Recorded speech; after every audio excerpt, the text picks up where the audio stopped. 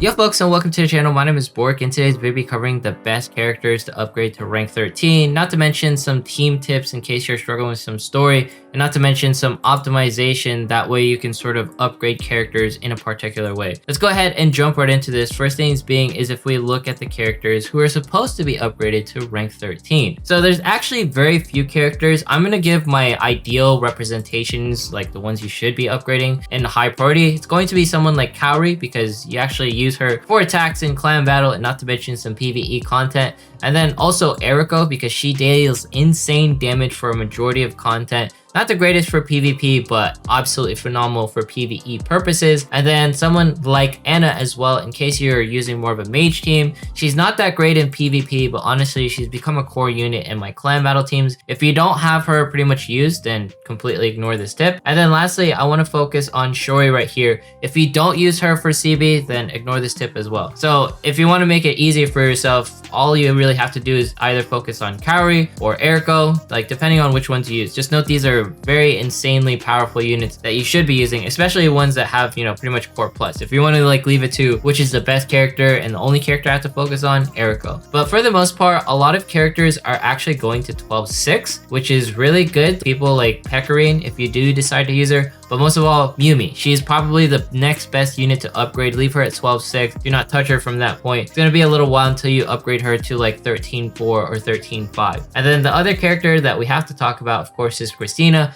Leave her at 11-6 or 13-3. Keep her at these ranks. Ideally, you can leave her at 13-3 and she'll be pretty good. For the most part, this is going to be because she's going to be losing a little bit of TP boost, but essentially she's going to be getting way more damage, which is, you know, why you use her for her damage. And also, I want to send a huge thank you as always to Choco, because they make this possible for me to make these videos. So huge shout outs to them and essentially the folks that he works with in order to get this going. And I love how we can see which characters are good on either clan battle, PvP, you know, unique equipment, how much you need to level it. So for example, if you need to level it a lot, then, you know, it's an SS. If you just unlock it SSS, that's good enough for the pretty much time being, to say the least. But a lot of this is really dependent on which characters that you're going to be using in order to upgrade and rank them up, right? So let's go ahead and jump into other things and show you which are the characters that I normally use. So for the most part, this is my dungeon team, you know, the ones I always use. Summer Tamaki, kind of pivotal because she deals a lot of damage and does the TP steals. But for the most part, this is my main PvP team. And you can actually use this for story as well. It's like the tried and true method where you have your tank up front and then you have some DPS. You know, essentially it's going to be Christina, Mimi, and Kyoka. And then you have your, you know, essentially healer or TP booster, which is going to be in the forms of Yukari. Yukari pretty much being one of the best free-to-play units in the entire game. I know only two of these units are easily attainable, Miyako and Yukari, but you can totally replace Miyako with Peko. And this is more of like a late game thing. People are like, hey, you know, what's more of like a free-to-play friendly team? If I were to build a free-to-play friendly team, if I were to recommend one, ideally you can use someone like Nozomi if you can, you know, get like the shards for it, and then essentially someone like Yukari, and then pretty much build your team with like DPS. Some good DPSs that a lot of people will probably have, Makoto if you rerolled for them, and then folks like Ray, she's okay, but kind of hard to raise at the very beginning. But you could use someone like Kaori, she's definitely strong enough. And ideally have a mage, someone like Akari is really good as well. So this is sort of like your budget team. Obviously, Nozomi won't work with Kaori because, you know, Nozomi is going to be standing behind Kaori, so that's not going to be efficient. If you're god rolling, you could use someone like Tomo. Tomo is a pivotal unit. If not, you can always use someone like Yori. She's just as good as, you know, in some ways as Kaori, but this is a good like sort of story team if I were to have it. But the best story team in the entire game has to be this one, with pretty much Miyako being invincible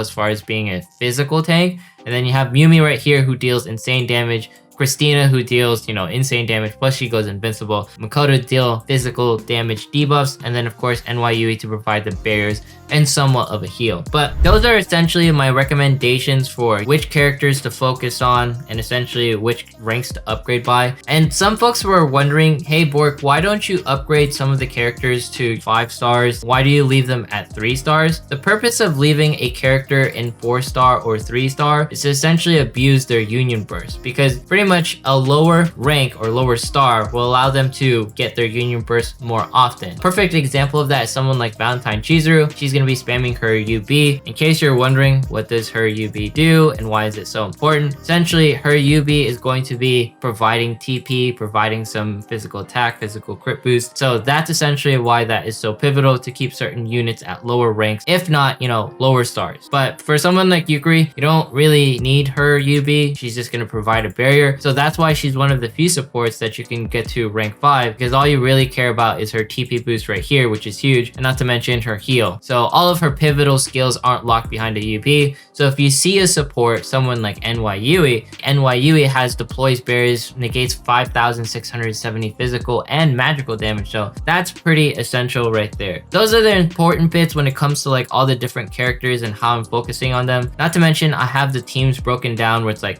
story, PvP, dungeon, and then I have my core CB units and core magic units that I like to look at. So essentially these are going to be like the main characters that I will always upgrade.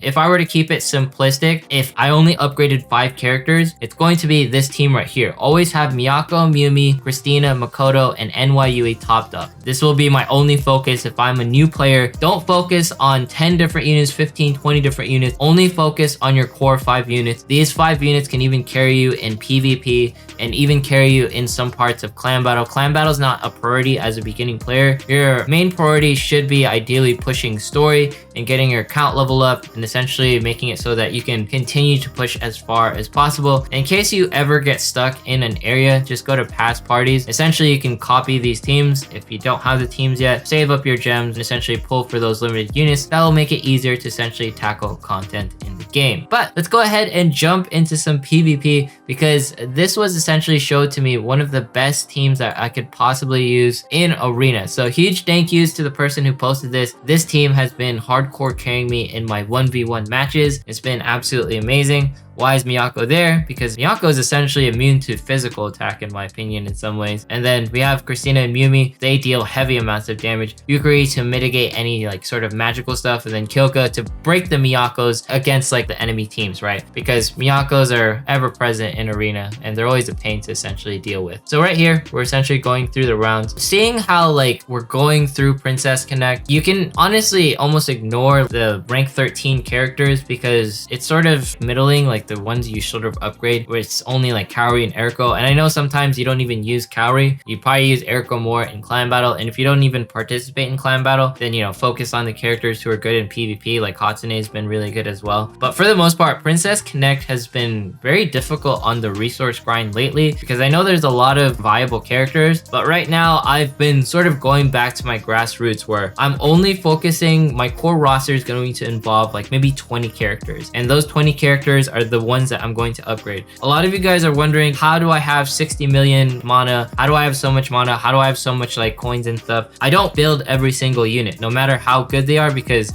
certain units can only be used in certain areas. And there we go, we won the PvP match right there.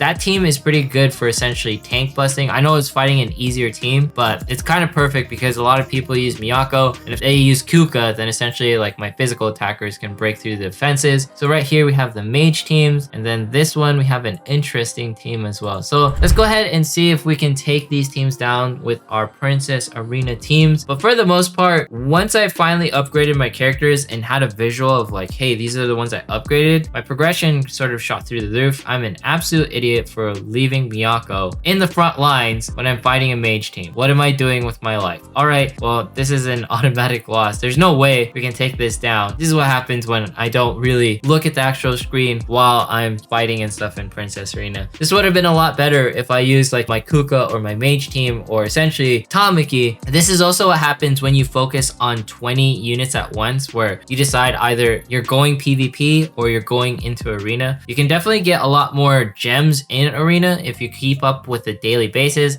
But when it comes to clan battle, it's much easier to maintain like that jewel count, so it won't be as difficult to essentially like go up in ranks and stuff, and not to mention do like more pulls. And right here we fail because I'm using Kuka, who's not really able to take physical hits. We managed to get the dub here mostly because of the fact that we have our magic units who are broken, Ilya and Hatsune in particular, and they deal great AoE. Hopefully the last team won't be anything too difficult. This NYU is actually pretty tanky, kind of insane right here. So we get the dub right there. All right, we don't know the last team, and this team right here, the one I put together, is sort of hodgepodge, but hopefully we can take them down. Tsumigi is absolutely insane for PvP. I've finally taken the time to at least get her to 3-star. She's not as good at 3-star, but she's definitely still very usable. And we have Ninon and essentially Mitsuki, who are pretty decent in PvP as well, but Tsumigi is absolutely insane with her stuns. Hopefully we're definitely getting it there. Ninon, do the thing. Oh my goodness, no, damn, we got absolutely wrecked right there. I'm pretty sure if our Tsumigi had a couple more stars, we'd be a little bit better off, but honestly, it was a misplay on like the first team. If I just paid attention and actually used like maybe the third team on the first fight, then I would have won. But that's the price you essentially pay for not paying attention when it comes to arena. Just make sure to use the appropriate teams. But if I have any tips that I want to leave with you when it comes to upgrading characters, focus on a core 20 if you're more of a late game player. You know, like this is going to be my first team, my first set of 5,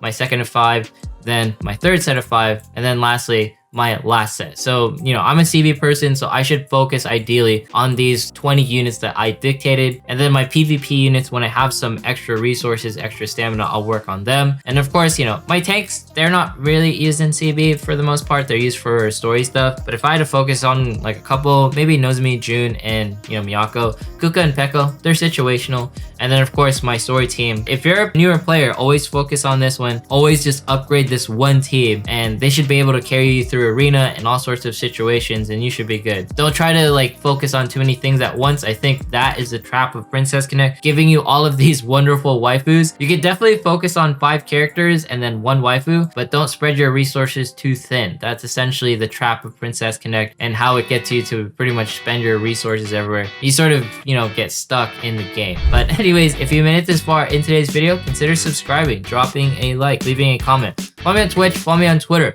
Once we hit 30,000 subs, we're doing a giveaway. Thanks so much for watching. Working on the March upcoming games for gacha and all that stuff. Anyways, have yourself a fantastic day, and see you guys in the next one.